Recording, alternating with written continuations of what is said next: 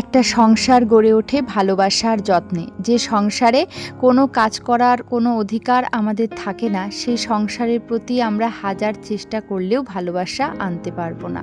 Hello everyone, good morning. আশা করছি সবাই ভালো আছেন। আমাদের গল্পগুলোর আরও একটি নতুন এনার্জেটিক ব্লগে আপনাদের সবাইকে অনেক অনেক স্বাগত। আজকে রাখি পূর্ণিমা, আপনাদের সবাইকে জানাই শুভ রাখি পূর্ণিমা। আজকের শুভ এই দিনটি আপনারা ভীষণ ভালো করে কাটান। আশা করছি সকলেই সকলের ভাই বা দাদাকে রাখি পরিয়েছেন। তবে এই বছরটা আমার আর সৌভাগ্য হলো না। রাখি পূর্ণিমার দিন কোনো বছরই আমার ওই বাড়িতে যাওয়া হয়ে ওঠে না। তবে কোনো বছর ভাই আসলে রাখি পরাতে পারি। এবছরে আর ভাই এলো না। আর ভাইয়ের ভাগ্যটাও এবছরটা খারাপ, তার কারণ আমি তো যাইনি আর বোনও বাড়িতে নেই। প্রত্যেক বছর আমি অতটাও গা দিই না, তার কারণ হচ্ছে যেহেতু বোন থাকে একজন রাখি পরালেই হলো, তো ওই জন্যই আর কি আমার যাওয়া হয়ে ওঠে না। প্রত্যেক বছর কিন্তু বোন থাকে, তো বোনই ভাইকে রাখি পরিয়ে দেয়। তো এবছর তো বোন বাড়িতে নেই, ও তো ওর চাকরি সূত্রে জলপাইগুড়িতে আছে। আর আমিও এবছর আর যেতে পারলাম না, বা ও আসলো না। তো ভাই যেহেতু আসলো না, ভাইয়ের আর এবছরটা রাখি পরা হলো না। তো চলুন সকাল সকাল আমার সংসারের কাজকর্ম শুরু করে দিয়েছি।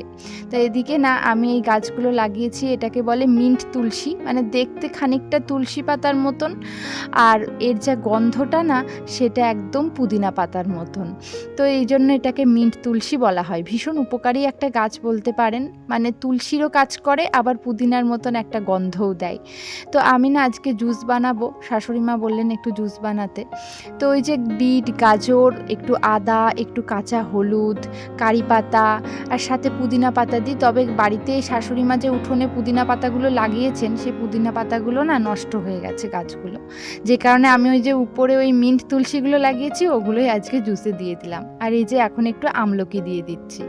এভাবে জুস বানিয়ে না আমরা ওই একদিন পর পর একদিন খাই, বা কোনো সময় 2-4 দিন পর পরও খাওয়া হয়, মানে প্রত্যেক দিন আর কি খাওয়া হয়ে ওঠে না।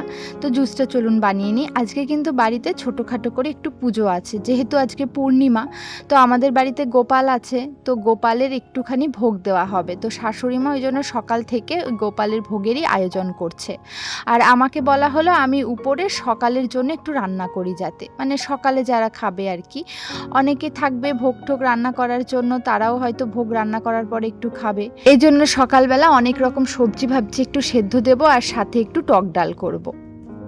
আর দুপুরবেলাটা তো ভোগ রান্না হবে বেশি করেই, পুজো হয়ে গেলে ওই প্রসাদটাই আমরা সবাই মিলে খেয়ে নেব। আমাদের নিচের তলাতে তো এখন পুরোপুরি নিরামিষ রান্নাবান্না করা হয়, এখন আর কোনো আমিষ রান্নাবান্নাই করা হয় না। তো ওই জন্যই মাঝে মধ্যে শাশুড়িমা এখন ভোগ ঠোক দিলে নিচের তলাতেই সমস্ত কিছু করা হয়।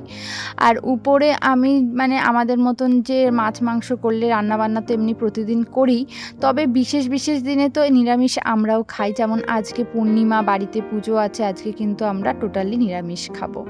তো সকালে রান্নাবান্নাটা ওই জন্য উপরেই হচ্ছে। এখানে একটু পেঁপে সিদ্ধ, একটু ঝিঙে, একটু মিষ্টি কুমড়ো আর সাথে আলু সেদ্ধ দিচ্ছি, ও 2-4টে ভেন্ডিও রয়েছে।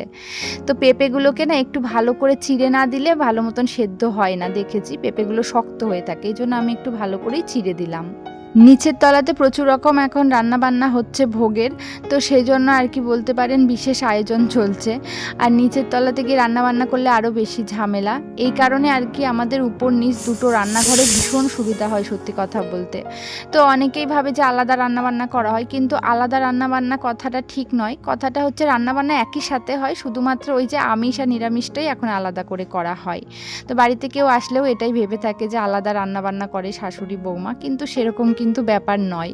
তো বরঞ্চ আমাদের সুবিধাই হয়ে থাকে, আমার আর আমার শাশুড়ি মায়ের দুজনেরই সুবিধা হয়ে থাকে। এখন যেমন নিচে ভোগের রান্নাবান্না চারিদিকে সব ছড়ানো ছিটানো, সেজন্য এই দিকটা আমি উপরে আমাদের খাওয়ার মতন রান্নাবান্না করছি, এটাতে সুবিধা হচ্ছে।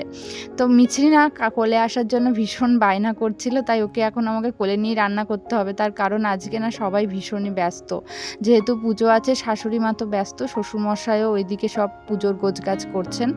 তো ওই কারণে বাড়িতে বাড়িতে আর লোক কোথায়, আমার হাজব্যান্ড তো দোকানে চলেই গেছে, এখন ওকে কোলে নিয়ে রান্না বান্না করতে হবে। তবে কি বলুন তো, ভয় লাগে জানেন তো, এই যে গরম জল গরম ডাল যদি ছিটকে গায়ে আসে কোনোভাবে, বলা যায় না, অ্যাক্সিডেন্টালি হতেই পারে, কিন্তু কিছু করার নেই, সব রিস্ক নিয়েই আমাকে বাচ্চা সামলে রান্নাবান্না করতে হয়। একটা বাচ্চা নিয়ে এরকমভাবে কাজ করা যে কতটা কষ্ট, আস্তে আস্তে আমি অভ্যস্ত হয়ে গেছি, তবুও কষ্ট হয়ে ওঠে। আসলে সারাদিনের সংসারের সমস্ত কাজগুলো তো সব একা হাতে করতে হয়, তাই একটু কষ্টই হয়ে যায় বলতে পারেন। তবে কি বলুন তো, আমার সংসারটা তো আমার মতন, মানে আমি যেভাবে কাজগুলো করি সেভাবেই হয়, বা আমার ইচ্ছা মতন করতে পারি, এটা একটু সুবিধা। মানে যদি সবার ইচ্ছা মতো করতে হতো, মানে টাইমলি, তাহলে সেটার পেরে উঠতাম না, কারণ বাচ্চা নিয়ে সেটা সম্ভব না। আমি আমার টাইম মতন কাজগুলো স্টেপ বাই স্টেপ গুছিয়ে করি, এটাই কিন্তু আমার অনেকটাই সুবিধা হয়। সত্যি কথা বলতে, একটা সংসারে যদি নিজের মতন কাজ করার অধিকার না থাকে, তবে সেই সংসারটাকে কিন্তু আমরা সত্যিই কেউ ভালোবাসতে পারবো না। যে সংসারটাই আমরা নিজের ইচ্ছা মতো, নিজের স্বাধীন মতন কাজকর্ম করতে পারি, নিজের সময় মতন, সেই সংসারটাকে আমরা ভালোবাসতে পারি, সেই সংসারটাকে আমরা কিন্তু নিজের বলে ভাবতে পারি, এটাই কিন্তু সত্যি কথা। আর এই আমার সংসারটাতে, আমি আমার সংসার বলছি তার কারণ এখানে যেহেতু আমি সমস্ত কিছু করি, তাই এই সংসারটা এখন আমারই। আর এই আমার সংসারে না, আমি আমার মতন করি, তো তাই না আমার বিশেষ সুবিধা হয় জানেন তো। সারা দিন একটা বাচ্চা নিয়ে না হলে আর পেরে উঠতাম না। যেমন ধরুন, নিচে থাকলে তো সকলের ইচ্ছা মতো রান্নাবান্নাটা করতে হবে, যেহেতু একসাথে রান্নাবান্না হতো, যেহেতু ওদিকে ভোগের রান্না হচ্ছে, আবার এদিকে যদি আমাদের রান্নাবান্না করি, সেই সময় মতন করতে হবে, হয়তো আমাকে আগেই রান্নাটা করে নিতে হতো, আমি আমার সময় মতন চলতে পারতাম না। কিন্তু উপরে যেহেতু ফাঁকাই, নিচের রান্নাটা নিচে হচ্ছে, উপরের রান্নাটা উপরে করছি, সেভাবে তাই আমার প্রয়োজন অনুসারে বা আমার সময় অনুসারে আমি কিন্তু রান্নাবান্নাটা করতে পারি। তাই যেখানে কিন্তু আমরা স্বাধীনভাবে কাজ করতে পারি, সেই জায়গাটাকেই আমরা বেশি ভালোবেসে ফেলি, এটাই কিন্তু বাস্তব সত্যি কথা। তবে এটাও সত্যি যে যেই জায়গাতে আমরা নিজেদের মতন কাজ করার অধিকারটুকু পাই না, সেখানে আমাদের ভালোবাসাটা থাকে না।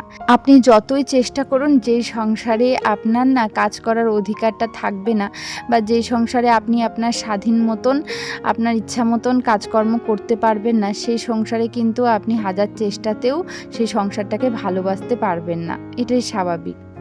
সংসার তো গড়ে ওঠে ভালোবাসা, যত্ন দিয়ে, ধৈর্য, পরিশ্রম, সমস্ত কিছু একসাথে মিলে মিশে একটা সংসারকে তৈরি করে। তবে যেই সংসারে আমরা যত্ন, ভালোবাসা, ধৈর্য, পরিশ্রম কোনো কিছু দেওয়ারই সুযোগ পাবো না, সেখানে কিন্তু সেই সংসারের প্রতি ভালোবাসাটাও থাকবে না। তো যাই হোক, দেখুন কত কিছু সেদ্ধ, এখন এই সেদ্ধগুলো বের করে মাখতেও অনেকটা সময় লেগে যাবে। আমার তো মনে হয় এত কিছু সেদ্ধ বের করে মাখতে যে সময় লাগবে, সেই সময়ে না একটা তরকারি হয়ে যায়। তো অনেক রকম সেদ্ধ দেওয়া হয়েছে, আর এত বড় হাঁড়ি দেখে আমি একটা বড় থালার মধ্যে ভাতগুলো, কিছুটা ভাত আর কি ঢেলে নিয়েছি, না হলে না সেদ্ধগুলো বেরোচ্ছিল না, বের করা কষ্ট হয়ে যাচ্ছিল।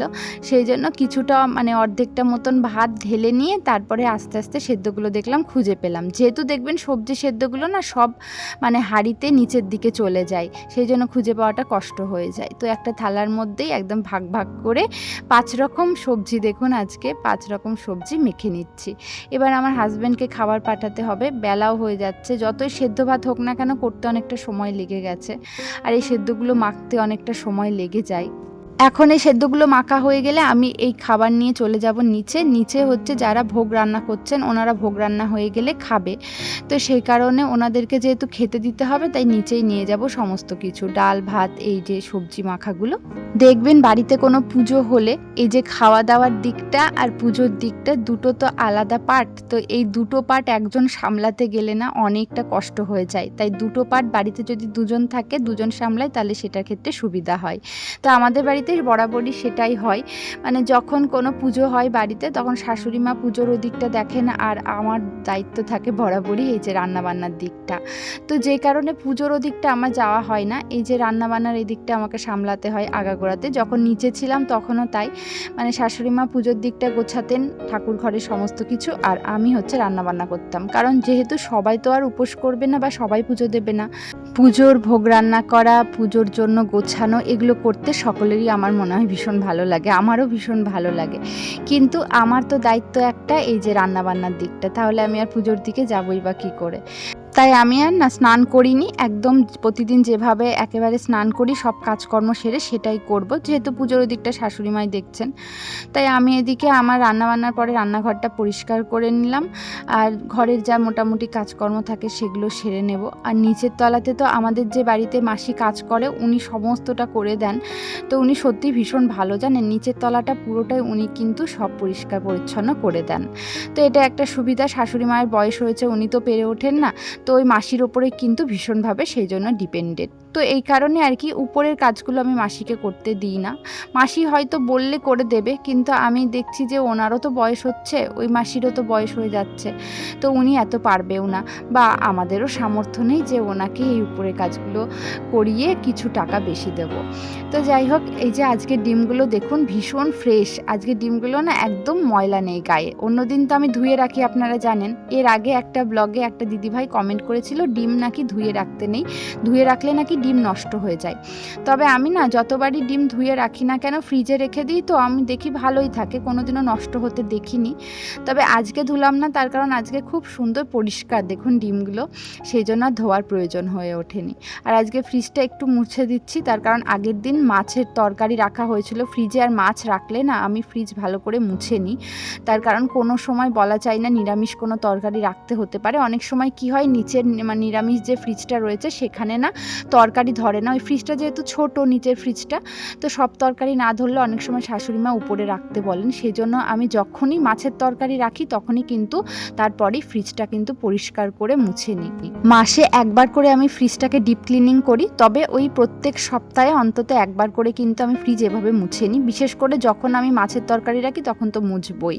তো ফ্রিজের বাইরেটাও দেখলাম ধুলো পড়েছে, তাই কলিন দিয়ে মোছার আগে আমি ধুলোটা ভালো করে কাপড় দিয়ে মুছে নিলাম, তার কারণ ধুলোর উপরে যদি আমি কলিন দিই তাহলে কিন্তু ওটা পুরো আরও ময়লা ফ্রিজের গায়ে লেগে যাবে ধুলোর সাথে মিশে, সেই কারণে ধুলোটা আগে ঝেড়ে তারপরে কিন্তু কলিন দিয়ে ভালো করে ফ্রিজটাকে মুছে নিচ্ছি। আর এভাবে মুছলে কিন্তু ফ্রিজ সবসময় চকচক করবে, কখনো ওই ধুলোর উপর না কলিন দিয়ে মোছাটা ঠিক না, সেটাতে কিন্তু হিতে আরও বিপরীত হয়। আমি যখন আমার সিঁড়ির রেলিংটা পরিষ্কার করি তখনও কিন্তু এরকমভাবেই করি, আপনাদের সাথে আগেও শেয়ার করেছি। সিঁড়ির রেলিংয়ে থাকা ধুলোগুলো আগে কিন্তু আমি মুছে নিই, তারপরে কলিন দিয়ে মুছি, এতে ভীষণ সুন্দর চকচক করে। তো মিছরি এখন গোপু ভাইকে রাখি পরাতে যাবে, আমাদের বাড়িতে যে গোপাল ঠাকুর রয়েছে ওই গোপাল ঠাকুরদের রাখি পরাতে যাবে, সেই জন্য মিছরিকে স্নান করিয়ে একটুখানি সাজুগুজু করিয়ে দিচ্ছি। বাড়ির গোপাল ঠাকুরকে কিন্তু ভোগ লাগানো হয়ে গেছে। আজকে ভোগে কি কি করেছে আপনাদেরকে বলি। আজকে ভোগে শাশুড়ি মা লুচি, তালের বড়া, পায়েস, আর সাথে খিচুড়ি, 5 রকম ভাজা আর একটু তরকারি, এগুলোই করেছেন। তো এগুলো দিয়ে ভোগ দিয়েছেন, আর আমাদের বাড়ির পুজোও কিন্তু হয়ে গেছে। মিছরি দেখুন ভীষণ দুষ্টু হয়ে গেছে, ভীষণ দুষ্টুমি করে, সত্যি ওকে না সামলে উঠতে আমি এখন আর পারি না। আর সারাদিন সংসারের কাজ আর ওর পিছনে ছুটতে ছুটতে আমি এখন ভীষণই ক্লান্ত হয়ে যাই। ও যখন বড় হয়ে যাবে এইগুলো আর থাকবে না, এগুলো কিন্তু স্মৃতি হয়ে থাকবে। কিন্তু কি বলুন তো, এখন আমার পক্ষে যে হ্যান্ডেল করা কতটা কষ্ট হয়ে যায় সেটা কিন্তু আমিই বুঝি। তো অনেকেই ভাবে যে কি আর সংসারের কাজ, আর বাচ্চা তো এখন বড় হয়ে গেছে। সত্যি কি বাচ্চা এখনও বড় হয়েছে? যতদিন না একটা বাচ্চা নিজের হাতে খাওয়া শেখে, নিজের কাজগুলো নিজে করতে না শেখে, ততদিন কিন্তু পুরোই সে মায়ের ওপর ডিপেন্ডেন্ট থাকে। আর ততদিন পর্যন্ত একজন মাকে কিন্তু দুজনের কাজ করতে হয়, নিজের কাজ সাথে বাচ্চার কাজ। মিছরি এতটাই দুষ্টু হয়ে গেছে, ও যখনই ঠাকুর ঘরে আসে তখনই গোপু ভাইদের বাঁশি, গোপু ভাইদের মাথার মুকুট নিয়ে খেলা শুরু করে দেয়, কিছুতে আর দিতে চায় না। ও তো এখনো পর্যন্ত ওইভাবে বাঁধতে পারবে না রাখি, তাই ও ওইভাবেই রাখিটা দিয়েছে, আর ওর ঠাম্মা ওদিকে রাখিটা পরিয়ে দিল গোপালদের হাতে। তো যাই হোক, মিছরিকে আমি ঘুম পাড়িয়ে দিয়ে আসলাম, কারণ ওকে ঘুম না পাড়ালে আমি নিশ্চিন্ত মতো এখন কাজগুলো করতে পারবো না। তার কারণ হচ্ছে এই সময়টাই ও যদি না ঘুমায় তাহলে ভীষণ বিরক্ত করে, জানেন তো। আর এখন আমার বেশ কিছু কাজ আছে, ঘরটা ঝাড় দিয়ে ঘরটা মুছতে হবে, সেই জন্য ওকে ঘুমটা পাড়িয়ে দিয়ে আসলাম। তো এই সময়টাই এই কারণেই আমি ঘুম পাড়াই, যাতে বাকি কাজগুলো করতে পারি। আর যখন আমার কাজ হয়ে যাবে, স্নান হয়ে যাবে, তখনই মিছরি ঘুম থেকে উঠে যাবে, এতে করে আমার অনেকটা সুবিধা হয়। তবে ওই যে বিকেলের দিকে এডিটিং করতে বসি তখন একটু ডিস্টার্ব করে, কিন্তু সেগুলো আর কি করব, আমাকে তো সবটাই সামলাতে হবে, এদিকে তো সংসারের কাজ আর এদিকে ভিডিও এডিটিংও করতে হবে। আর এই 2 দিন ধরে না ভীষণ গরমও পড়ছে, যেহেতু ভাদ্র মাস পড়ে গেছে, এখন কিন্তু একদম কাঠফাটা রোদ। আর এই ভাদ্র মাসের কাঠফাটা রোদে আমাদের ঘরে যা গরম হচ্ছে, এই সময়টাই এত প্রচণ্ড গরম লাগে লাগছে, কাজ করতে গিয়ে আমি সত্যি ভীষণভাবে ঘেমে গেছি। এখন ঝাড় দিচ্ছে, এত ঘাম হচ্ছে, মানে যেহেতু এই সময়টায় উপরে ঘরে টিনের গরমটা না অতিরিক্ত হয়ে যায়। আবার যখন বেলাটা নামবে এই 4টে-5টার দিকে বিকেলবেলা, কিন্তু আস্তে আস্তে অনেকটা ঘর আগের থেকে ঠান্ডা হয়ে যায়। এদিকে এত রোদ্দুর উঠছে, আবার যখন কোনো জিনিসপত্র রোদ্দুরে দিতে যাব দেখবেন তখন আর রোদ পাওয়া যাবে না, তখন আবার হঠাৎ ঝুপ করে বৃষ্টি নেমে যাবে। আসলে এখনও কিন্তু বর্ষাটা কিছুটা রয়ে গেছে, মাঝে মধ্যেই কিন্তু ঝুপ করে বৃষ্টি নেমে যাচ্ছে। তাই এখনও না সাহস পাচ্ছি না, ঘরের মানে যত জামা কাপড় আছে, জিনিসপত্র আছে, একটু রোদে দেওয়ার দরকার। দেখা যাক কবে দিতে পারি। আমার ঘরের ভিতরে এতটা গরম হচ্ছে, আমার মনে হচ্ছে আমার ঘরের যে ইনডোর প্ল্যান্টগুলো আছে ওরাও ভীষণ কষ্ট পাচ্ছে এই টিনের শেডের তলায়। এর থেকে যদি বাইরে থাকতো এতটা কষ্ট পেত না। তবে আমিও জানি যে এই গাছগুলো আছে বলে হয়তো গরমের যে প্রচণ্ড একটা কষ্ট সেটা আমার হয় না। মানে গাছগুলো না সত্যি অনেকটা শান্তি দেয়। আর একটা কথা তো আপনাদেরকে বলতেই হবে, আমার আগের ব্লগগুলোতে আপনারা যারা কমেন্ট করেছেন এত সুন্দর সুন্দর, তাদেরকে অনেক অনেক ধন্যবাদ এতটা পাশে থাকার জন্য। আমি আপনাদের সাথে এতদিন যত টিপস শেয়ার করেছি তার মধ্যে আপনারা বলেছেন আমি যে বেসিন পরিষ্কার করেছি আয়রন পাউডার দিয়ে, সেটা নাকি ভীষণ উপকারী। এটা শুনে তো ভীষণই ভালো লাগলো যে আমার কোনো একটা টিপস আপনাদের ভালো লেগেছে। যাই হোক, আজকের ব্লগটি এখানেই শেষ করছি। আশা করছি ব্লগটি আপনাদের ভালো লেগেছে। অবশ্যই আবার সুন্দর সুন্দর কমেন্ট করে জানাবেন। দেখা হচ্ছে পরের ব্লগে। সকলে ভালো থাকুন, সুস্থ থাকুন।